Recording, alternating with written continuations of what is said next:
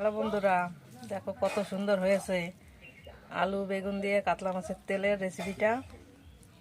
বাড়িতে বানিয়ে খেয়ে দেখবো, অল্প টাইমের মধ্যেই হেবি সুন্দর খেতে হয়, যেমন খেতে স্বাদ হয়। একবার বানিয়ে খেয়ে আমাকে জানাবেন কেমন হয়েছে। গরম ভাতের সঙ্গে খেয়ে দেখবা, এর যে কী সুস্বাদু, বিশাল স্বাদ খেতে। এ দিয়েই ভাত খাওয়া হয়ে যাবে। এই তেলটা বানিয়ে বাড়িতে খেয়ে দেখবা, গরম ভাতের সঙ্গে খেলেই বুঝতে পারবে কি খেতে কি টেস্ট হয়। হ্যালো বন্ধুরা, সবাই কেমন আছো?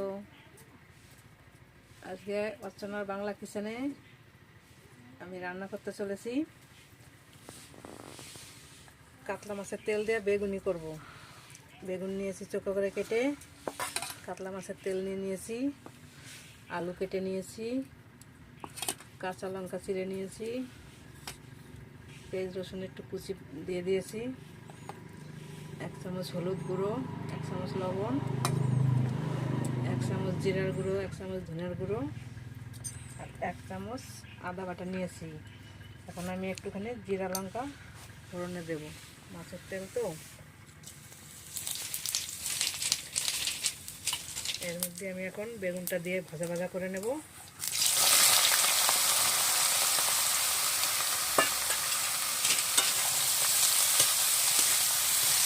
তেলটা ভালো করে রান্না করলে খেতে খুব মজা হয়, মজা করে খেয়ে দেখবেন।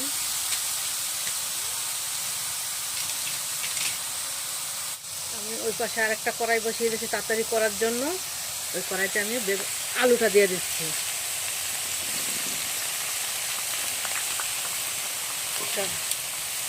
একটু ভাজা ভাজা করে নেব, তাহলে খেতে খুব টেস্ট হয়।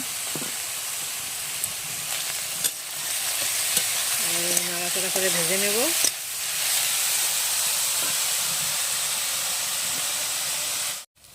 বেগুন ভাজা হয়ে গেছে, এরকম লাল লাল করে ভেজে নেবা, তাহলে খেতে খুব ভালো লাগবে। ভাজা কম হলে ভালো লাগবে না, গলে যাবে। ভাজাটা দেখো কত সুন্দর হয়েছে, সুন্দর কালার হয়েছে।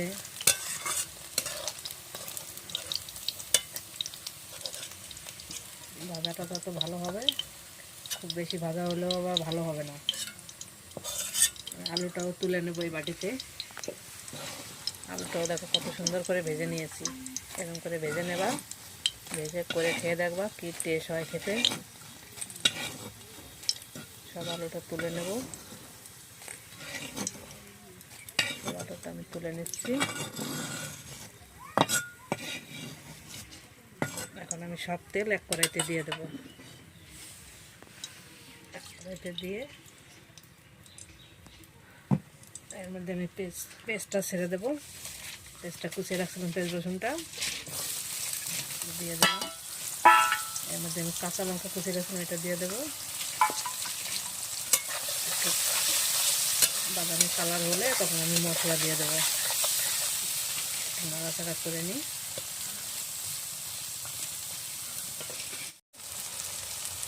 পাশে যে কড়াইটা আছে, ওই কড়াইটার মধ্যে আমি এখন এই তেলটা দিয়ে দেবো, দিয়ে একটু নাড়াচাড়া করে নেব। তাহলে মাছের যে তেলটা আছে, এই তেলটা টেনে যাবে, তাহলে আমার ভালো হবে।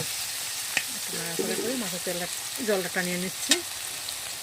এভাবে করে দেখবো, খুব ভালো হয়।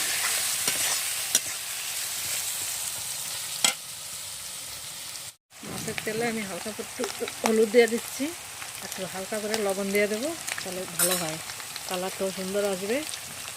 বাবারে, লবণ দিয়ে দিলাম 1/2 চামচের কম, তেলের কালারটা সুন্দর হবে। কত সুন্দর কালার আসবে, তাহলে বেশ ভাজা ভাজা ভাব হবে, একটু জল থাকবে না। পেস্টটা কত সুন্দর বাদামি কালার হয়ে গেছে। আমি এখন আদা বাটাটা দিয়ে দেবো, মাঝখানে একটু ফাঁকা করে তেলটার মধ্যেই আদাটা দিয়ে দেবো।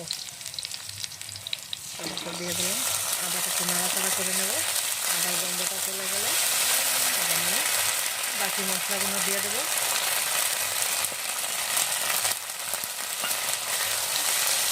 আবার একটা কাঁচা গন্ধ থাকে, ওই গন্ধটা থাকলে ভালো হবে না।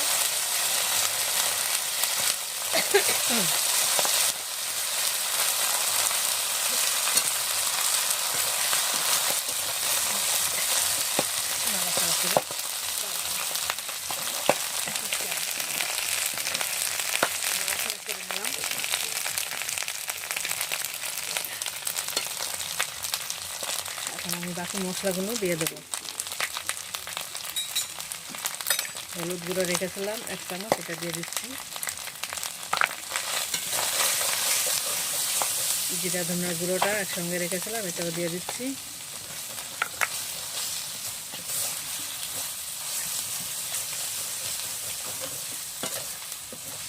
এখন আমি ওই কড়ার মাছের তেলটা এনে এটার মধ্যে দিয়ে দেবো। তেলটা রেডি হয়ে গেছে আমার, দিয়ে দিচ্ছি। এখন আমি আলু বেগুনটা দিয়ে দিচ্ছি, দিয়ে একটু নাড়াচাড়া করে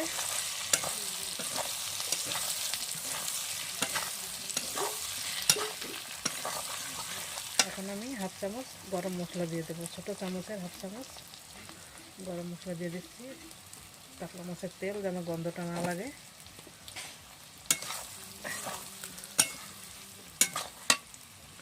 লবণটা দিয়ে দিচ্ছি। মাছের তেলটা হয়ে গেছে, রেডি হয়ে গেছে। আমি এখন নামিয়ে নেব। কত সুন্দর হয়েছে, নামিয়ে নিয়ে দেখাচ্ছি।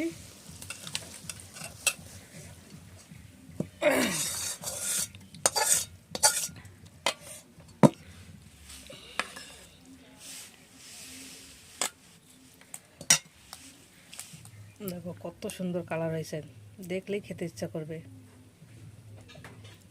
মাছের তেলের বেগুনির রেসিপি নাকি কেউ বুঝতে পারবে না না খেলে, খেতেও এত স্বাদ হয়। গরম ভাতের সঙ্গে খেয়ে দেখবা, এর যে কী সুস্বাদু, বিশাল স্বাদ খেতে। এই দিয়েই ভাত খাওয়া হয়ে যাবে। এই তেলটা বানিয়ে বাড়িতে খেয়ে দেখবা, গরম ভাতের সঙ্গে খেলেই বুঝতে পারবা কি খেতে কি টেস্ট হয়। আমার এই রেসিপিটি ভালো লাগলে লাইক, কমেন্ট, শেয়ার করবেন। আমার চ্যানেলটি সাবস্ক্রাইব করে পাশে থাকা বেল আইকনটি বাজিয়ে দেবেন।